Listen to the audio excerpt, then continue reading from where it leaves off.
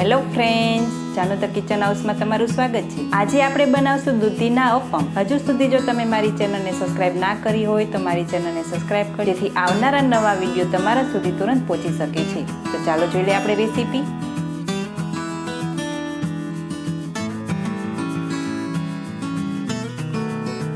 સૌપ્રથમ એક mixer jar લેવાનો છે, તેમાં એક વાટકી ઝીણી સમારેલી દૂધી છે તે લેવાની છે।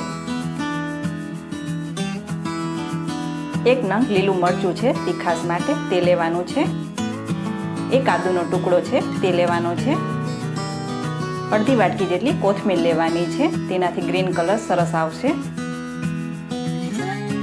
હવે તેને આપણે ચર્ન કરી લેવાનું છે।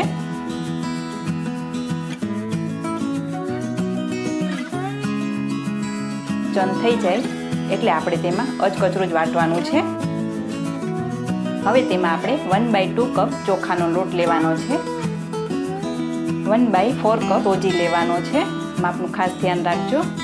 એક વાટકી ખાટું દહીં લેવાનું છે। ફરીથી આપણે તેને ચર્ન કરી લેવાનું છે।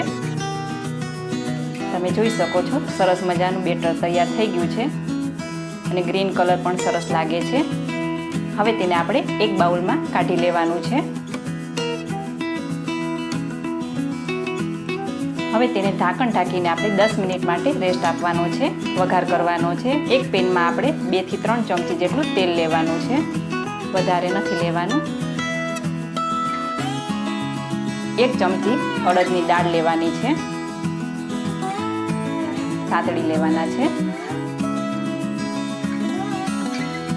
તેનો થોડો કલર બદલાય એટલે આપણે તેમાં 1 ચમચી ચણાની દાળ લેવાની છે, બંનેને સરસ રીતે આપણે સાતળી લેવાના છે। 1 ચમચી રાઈ લેવાની છે, અડધી ચમચી જીરું લેવાનું છે, મીઠા લીમડાના પાન છે ઝીણા કટિંગ કરેલા તે લેવાના છે 1 ચમચી જેટલા। બધું સરસ રીતે સાતળી લેવાનું છે। 5 ચમચી જેટલી હિંગ એડ કરી દેવાની છે। એક ઝીણી સમારેલી ડુંગળી છે તે લેવાની છે। બધું સરસ રીતે સાતળી લેવાનું છે।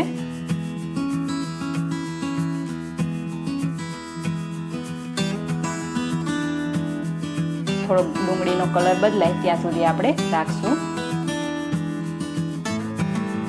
2 ચમચી જેટલા કેપ્સિકમ છે ઝીણા સમારેલા તે લેવાના છે, ના હોય તો ચાલે। ઝીણું સમારેલું ગાજર છે તે લેવાનું છે 2 ચમચી જેટલું। મકાઈના દાણા છે તે લેવાના છે 2 ચમચી જેટલા। બધું સરસ રીતે મિક્સ કરી દેવાનું છે। આ ખૂબ ઝડપથી બની જાય છે નાસ્તો, તમે જરૂર એકવાર ટ્રાય કરજો। સવારની ભાગદોડમાં ખૂબ ઝડપથી નાસ્તો બની જાય છે।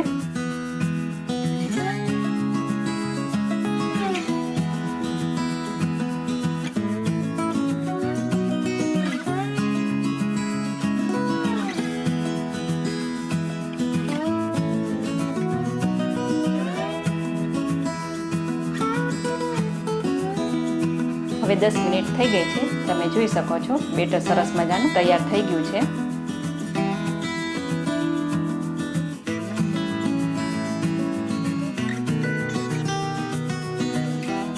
હવે જે વઘાર કરેલો છે તે તેમાં એડ કરી દેવાનો છે।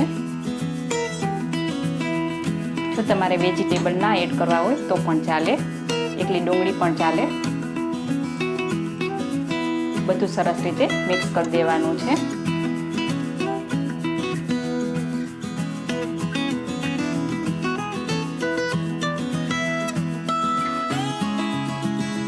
બે ચમચી જેટલી ઝીણી સમારેલી કોથમીર છે તે એડ કરવાની છે।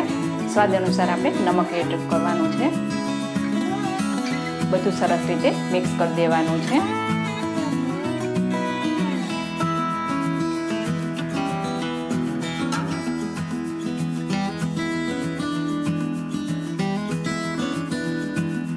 હવે તેમાં આપણે 5 ચમચી જેટલો ઈનો ફ્રૂટ સોલ્ટ છે તે એડ કરવાનો છે। અહીંયા તમે ખાવાનો સોડા પણ ઉપયોગ કરી શકો છો। બધું સરસ રીતે મિક્સ કરી દેવાનું છે।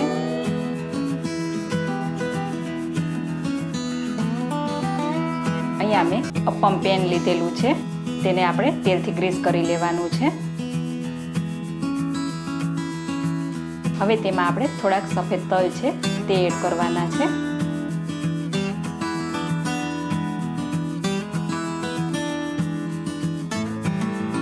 જે બનાવેલું બેટર છે તે 1 ચમચી આપણે તેમાં મૂકી દેવાનું છે. જેને આપણે ધીમા ગેસ ઉપર જ રાખવાના છે.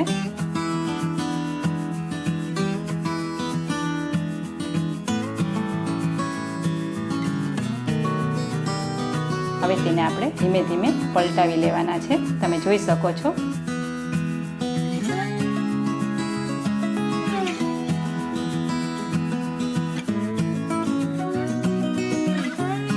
સરસ મજાના અપમ તૈયાર થઈ ગયા છે. તેનો દેખાવ પણ ખૂબ જ સરસ છે. હવે તેને આપણે સર્વિંગ પ્લેટમાં લઈ લેશું.